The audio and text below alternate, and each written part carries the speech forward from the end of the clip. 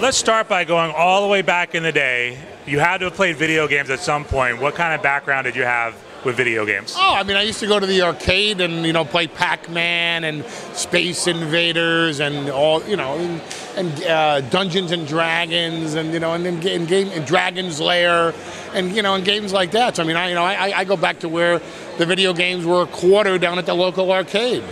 What are your thoughts about how far things have progressed since those days? I think it's just the tip of the iceberg. It's like asking, hey, how do you like the new iPhone 5? And 2 years from now, you're going to look back and go, remember the days of the iPhone 5? It's like, well, why not get an 8-track cassette for your car or a mimeograph machine? And it's the same thing in video games.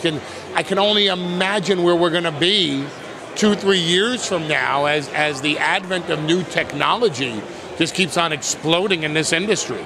What role do you see the video games playing today in connecting the fans with the superstars and divas? It's a major component of it because I think today's kids, and I have 2 kids at home, today's kids are going to identify more with the video game characters that they see coming alive on the screen on Monday Night Raw or SmackDown, more so than wanting to buy the video game to play the characters that they see on Raw and SmackDown. I think the video games now introduce the kids to the characters, and then you get to see the characters live on television. It's become a complete role reversal in the introduction of a character to the young generation. Since you've been back to the WWE, have you gotten a sense of how popular gaming is with the actual superstars and divas? Big time, because I've tried to pick up every single diva in that locker room, and they're all like, oh sure, what video games do you want to come over and play? And I don't really want to play video games, but that's what we do. And I realize how much the industry has changed at that moment. And speaking of change, there's a huge generation of people that aren't familiar with this Attitude Era. What role do you see WWE 13 playing in educating people about the history? Well, I think what we have now is an opportunity for those who were fans of the Attitude Era to play it with the characters from the Attitude Era against the characters in modern day WWE.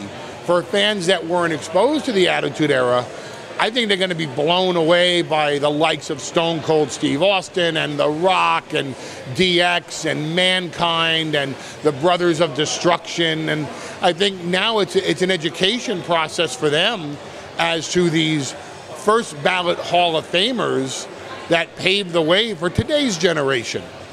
Can you talk a little about how involved you were in this game? Well, I was very fortunate because I have an agency here in New York called the Looking for Larry Agency, and we do all the viral marketing. We did all the viral marketing for WWE All-Stars, all the viral marketing for WWE 12, and we were set to do all the viral marketing for this game, WWE 13. And because I had a certain level of product knowledge in WWE, and especially in the Attitude Era, they asked me to write all the storylines for this game, for the Attitude Era portion of this game. So I got to do that as well, and this was all before I came back to WWE. And the funniest thing is, I thought everybody in WWE would be rather upset at my involvement in writing the story. I thought this was all hush hush. And my first week back, everybody's like, hey, I really like those storylines you wrote for the Attitude Era portion of the game. I was like, wow, you guys know about this? I'm like, yeah, we really like it. And so I guess, you can't really keep a secret in the wrestling business, even to this day,